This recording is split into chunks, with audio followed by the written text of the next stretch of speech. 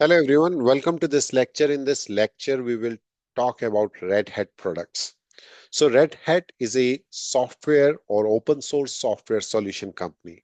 It is primarily known for its flagship product, which is Red Hat Enterprise Linux. It was founded in 1993 by Bob Young and Mark Ewing. In 2019, Red Hat is acquired by IBM. If we talk about the core focus area of Red Hat company, so they believe in the open source software principles and they are advocating for the use of open technologies to foster innovation, transparency, and collaboration. Red Hat's software solutions are based on open source component, meaning that their source code is freely available and can be modified by anyone. They are having the enterprise solution also. So Red Hat focuses heavily on delivering enterprise grade solutions that are reliable, secure, and scalable.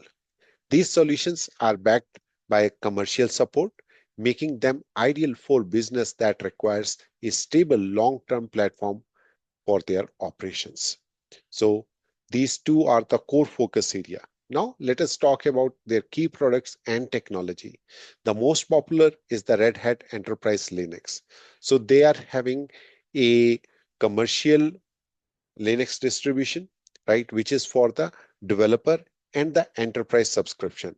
If we take the developer subscription, then we cannot have the customer support or the commercial support. But if we are taking the enterprise subscription, then in that case, we are having the commercial support. So Red Hat is a company flagship product, commercial Linux distribution tailored for enterprise environment. It is designed to offer high performance, stability, security for business, particularly in data center, cloud environment, and hybrid infrastructure. So RHEL is a solution for servers in the data center, servers in the cloud environment or hybrid environment. RHEL comes with the subscription, as I mentioned, with access of the security patches, updates, and technical support. It is widely used in the server environment, cloud computing, supercomputing, and workstation setup. The other product of Red Hat is OpenShift. OpenShift is mainly used for the containerized application.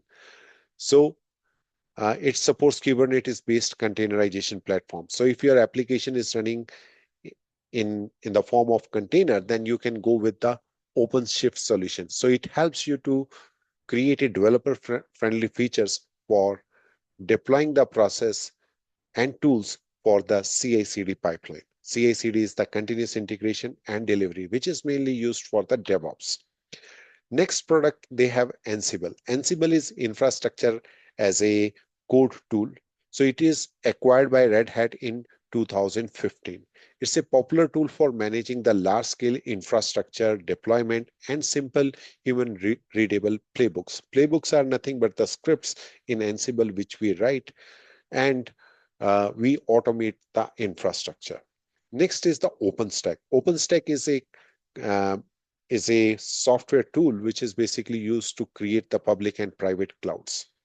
And next one is the Red Hat Virtualization. If you want to create the virtual machine, manage the virtual machine, scale the virtual machine for your private and hybrid cloud environment, then you can use the Red Hat Virtualization.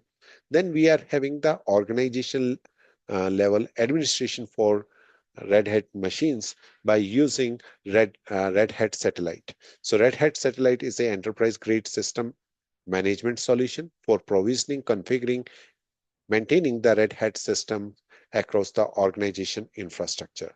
Then we are having the Red Hat Chef storage. So this is just like a storage in S3 in AWS. So where we are having the object level storage. So object level storage is basically, it is on the basis of the object. Object is nothing but the files and folders which we are storing on the storage medium, like here in the Red Hat Chef storage.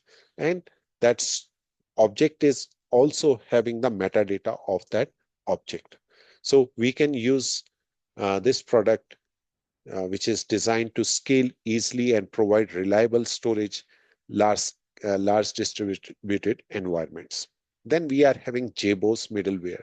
So this is basically used to help the organization to develop, deploy, and manage the application. It includes the technology for application servers, messaging, and business process management.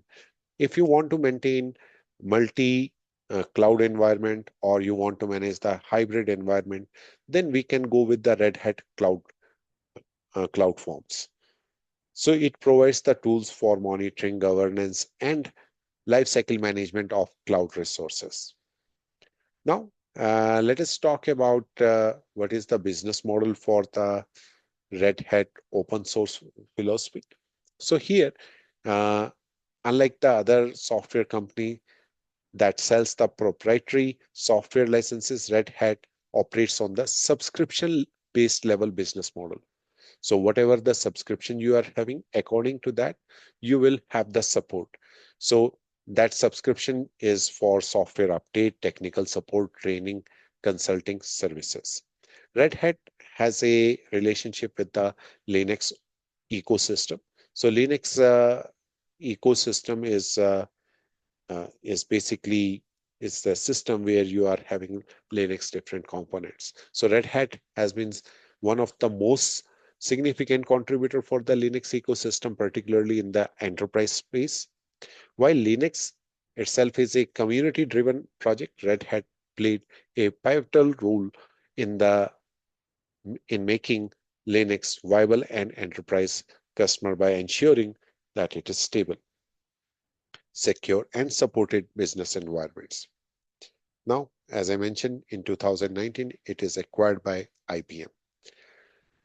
Now, if we talk about impact on the technology, Red Hat, so it is promoting the open source software, first of all.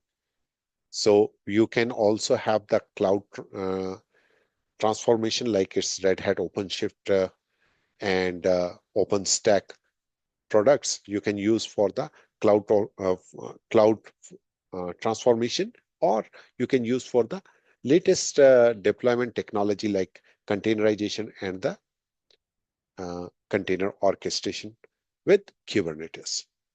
Now, next, driving the innovation. So because it's open source, anyone can use it. And we have the containerized applications can be deployed on OpenShift for DevOps engineer, containerization, and edge computing positions it as a leader in shaping the future of the enterprise IT. Now there is a relationship with the different distribution of the Red Hat. We call it Red Hat family. So first is the Fedora. Fedora is basically used for the testing purpose. So uh, if you want to apply some feature into the Red Hat Enterprise Linux, then you can first try it on the Fedora. And if it is successful, then you can apply it into the Red Hat. Now there is CentOS. CentOS is basically earlier version of the CentOS. It was downstream clone of Red Hat Enterprise Linux, but now it is upstream. What it means? It means now the Red Hat is basically having the features first, and then it is given to the or it is published into the CentOS stream. So CentOS 8 stream or CentOS 9 stream, which you have seen these days. So these are basically having a clone copy of Red Hat Enterprise Linux. Okay, so the changes, the cycle is that first it goes into the Fedora for testing. Once testing is done, then it goes to the Red Hat Enterprise Linux, and then it will be in the CentOS stream. Okay, CentOS is same as Red Hat, but the only difference is you will not get any technical support. It's for the community. Now, there are some other alternatives for the Red Hat, which is the Rocky Linux, Alma Linux, AWS Linux, etc. All right, so that is all about this introduction of Red Hat products, and I will see you in the next lecture. Till then,